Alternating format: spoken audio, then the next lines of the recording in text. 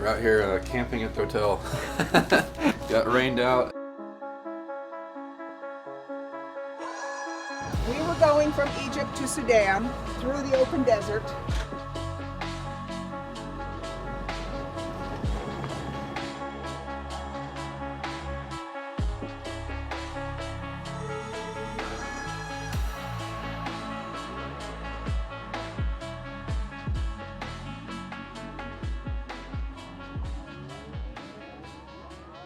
Morning everyone, just waking up at camp here.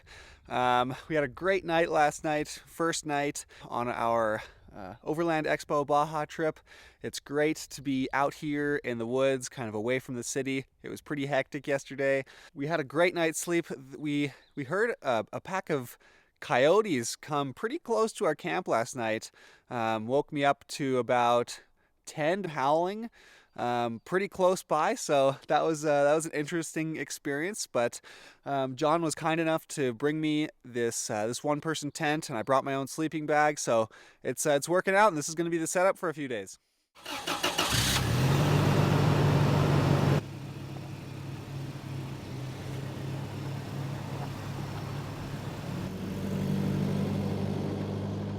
We roll out of camp early that morning, excited to make our way over to day one of the Overland Expo, just outside of Flagstaff.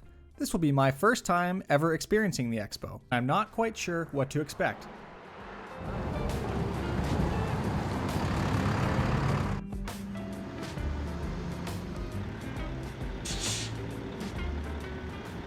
Walking through the gates at the expo is surreal, like something out of a movie. Just the sheer volume of people and vehicles as soon as you walk in is very overwhelming. A feeling of not knowing what to do or where to go first came over me very quickly. My main focus of the expo was to attend a few talks and classes and have the opportunity to meet some new people. Luckily, I had downloaded the app that showed what time and where all of these talks and events were taking place. If you decide to attend the expo, I highly recommend the app. If you've been before, how do you like to organize your days in order to see everything you were hoping to see?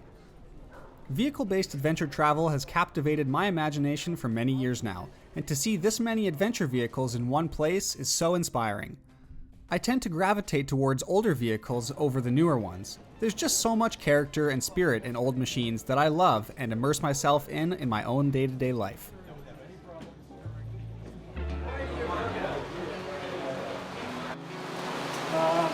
Most of those places many times. We've written guidebooks on remote areas of Australia for the last 40 years. Or well, I exaggerate, 38 years. The vehicles at this show are top-notch, truly the best. However, there's one thing that excites me more than trucks, and it's the people. Many people I have listened to, read about, and watched online for years attend this expo every year. People like Ron Moon and the guidebooks he's made for Australia. Andrew St. Pierre White for his video work and Land Cruiser inspiration. Dan Grech for his global travel adventures and books written about the topic. Bruce Dorn, an explorer of light with Canon photography, and his videography work on the Expedition 7 adventures, and so many more people we follow and look up to. We didn't get to meet everyone, but that just gives us a reason to come back next year. The remarkable thing I found about these people is that you can actually go up to them, shake their hand, and thank them for the work that they've done. They're real people doing real things with their life, and they'll actually give you the time of day to have a quick chat. I find that to be amazing and somewhat hard to come by these days. Got rained on all day today. Not all day, but for a majority of the day. But we got to see some pretty good workshops, some little lectures from people. So now we are going to go try to find some rain ponchos for tomorrow in case this happens all over again. We'll deal with that later. We're having fun, but it's raining pretty good right now, and I'm soaked. I love having, but I don't need, it's not like a snow. We take a break from the rain at the local coffee shop in Flagstaff for a quick caffeine boost and to take some time to edit photos from the day.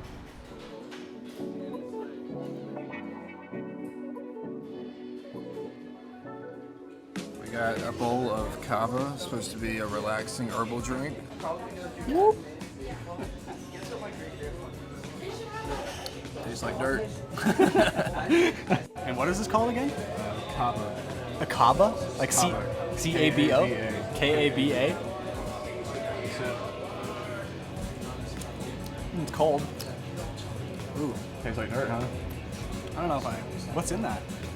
Kava. I have no idea what I'm drinking. It's actually spelled K-A-V-A, and it's a crop found in the group of Pacific islands of Melanesia, Micronesia, and Polynesia. The kava root is used to produce a drink with mild sedative properties. Drinking kava is meant to produce a sense of calmness and relaxation without cognitive impairment. And it does.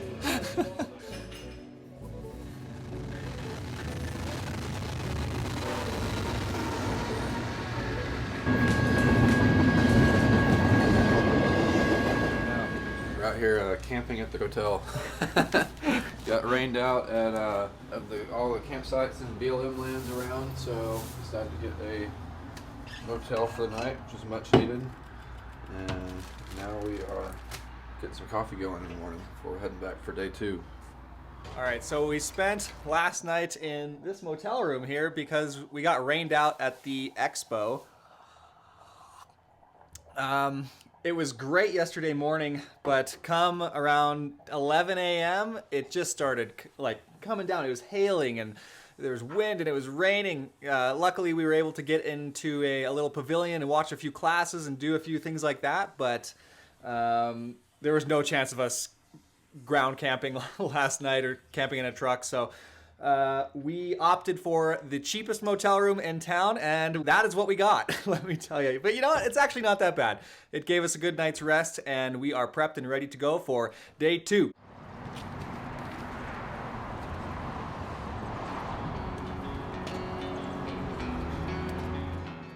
Our first stop of the day has us checking out a cool, older, unique 40 series. So I'm just hanging out here with the Slow Baja FJ40. Man, I've seen so many photos of this thing. It is so cool. Like, there's just so much character and spirit in this vehicle, and it really captures what I would believe the spirit of Baja would be. Apparently, he drove it all the way here, so it's not a perfect cruiser by any chance, but I would take one of these over a brand new shiny rig any day.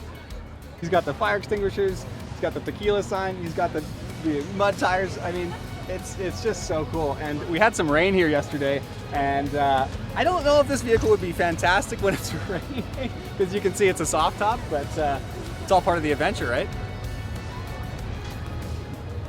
Meeting Mike and talking about his adventures in his Land Cruiser was an amazing experience. He's a genuine character and is happy to answer my burning questions.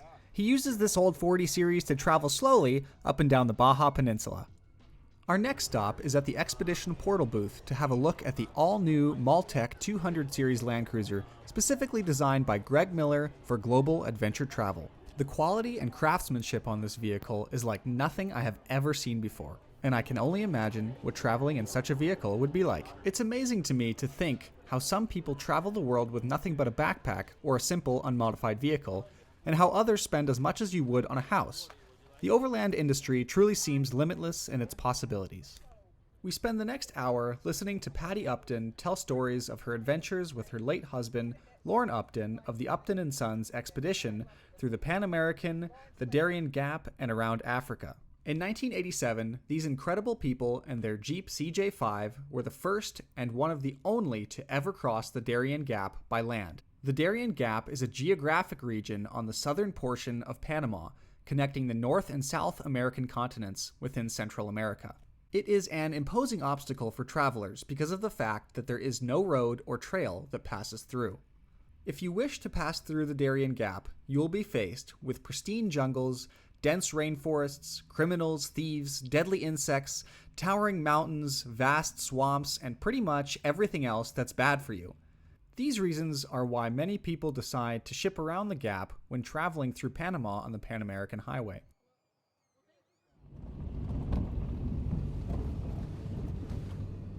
All right, guys, we are just on a service road outside of Flagstaff trying to find camp for tonight.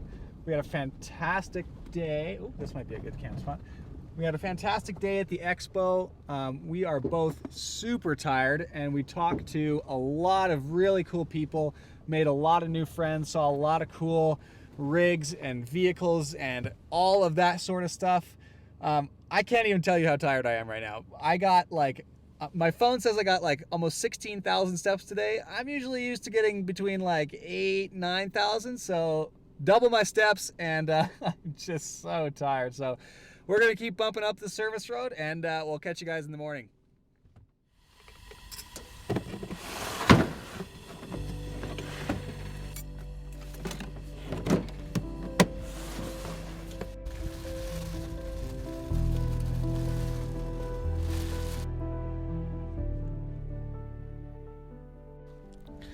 Morning, everyone.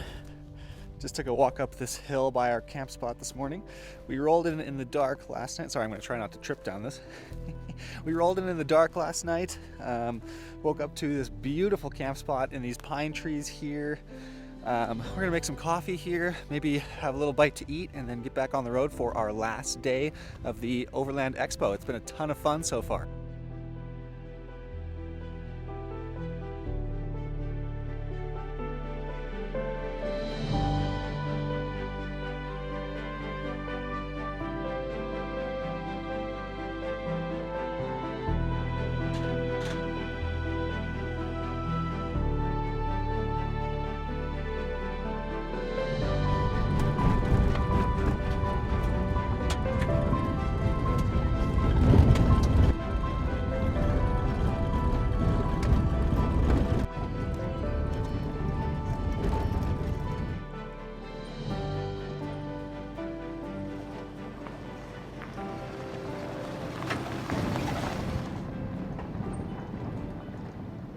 For our last day at the expo, we start off at the Toyota booth to check out the all-new, highly anticipated Tacoma Trail Hunter.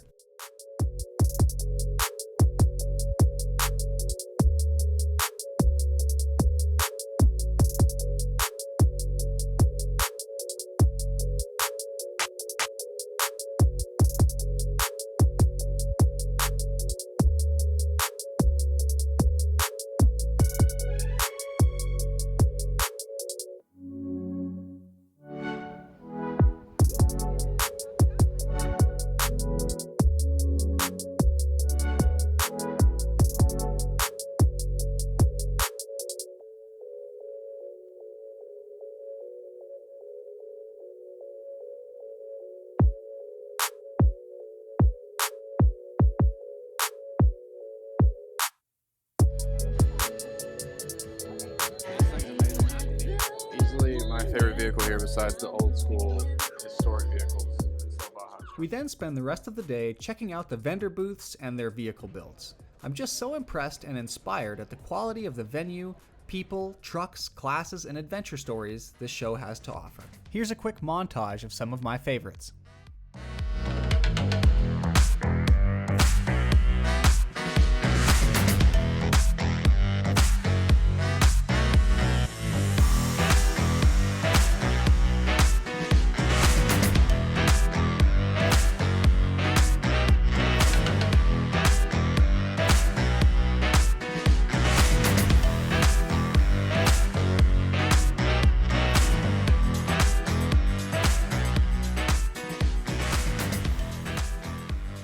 Guys, we're just wrapping up our time here at the Overland Expo. It's fantastic. It was super overwhelming for our first time here. We'll have to come back next year and talk to some more people because we met some awesome people here, saw some incredible rigs, and now it's time to get on the road south, hopefully to Baja. So thanks again for Overland Expo. It was great.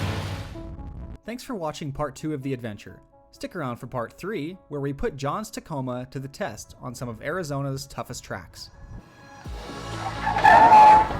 Probably like the most beautiful trail I have ever been on.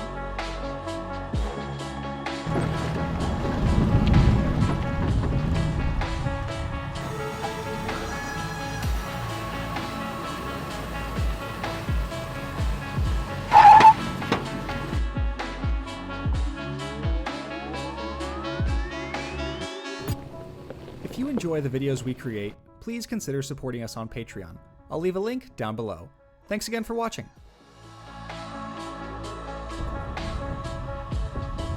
It is places like this why we push so hard and do the things we do with our vehicles.